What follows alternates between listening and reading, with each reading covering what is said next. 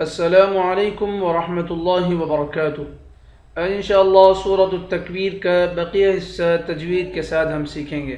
اعوذ باللہ من الشیطان الرجیم، مطاع ثم امین۔ مطاع، طا کو ایک الف کے مقدار کھینچ کر پڑھیں گے، طا کو موٹا پڑھیں گے۔ عین کے نیچے دو زیر ہے، یہاں پر اخفا کریں گے۔ ثا کو میم کے ساتھ ملا کر میم پر غنہ کریں گے۔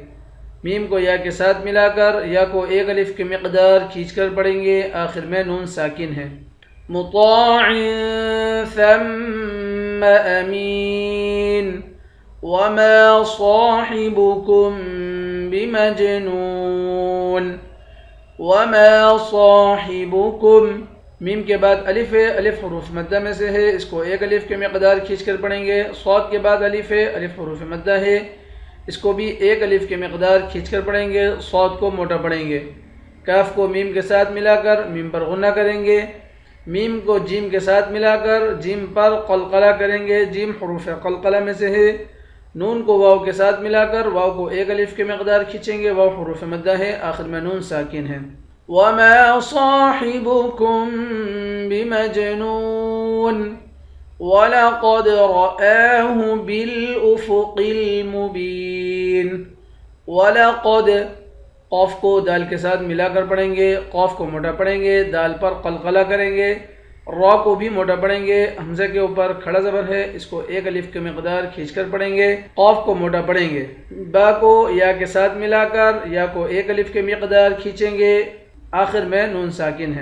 وَلَقَدْ رَآهُ بِالْأُفُقِ الْمُبِينِ وَمَا هُوَ عَلَى الْغَيْبِ بِضَنِينٍ۔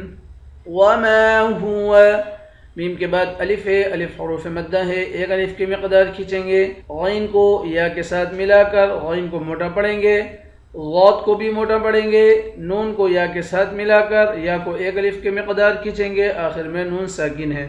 وَمَا هُوَ عَلَى الْغَيْبِ بِضَنِينٍ وَمَا هُوَ بِقَوْلِ شَيْطَانٍ رَّجِيمٍ۔ وَمَا هُوَ، میم کے بعد الف ہے، الف حروف مدہ ہے، ایک الف کے مقدار کھینچیں گے۔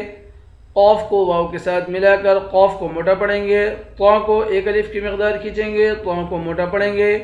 را کو بھی موٹا پڑھیں گے، جیم کو یا کے ساتھ ملا کر جیم کو ایک الف کی مقدار کھینچ کر پڑھیں گے، آخر میں میم ساکن ہے۔ وَمَا هُوَ بِقَوْلِ شَيْطَانٍ رَّجِيمٍ۔ صدق اللہ العظیم۔ انشاءاللہ کل نئے سبق کے ساتھ حاضر ہوتے ہیں۔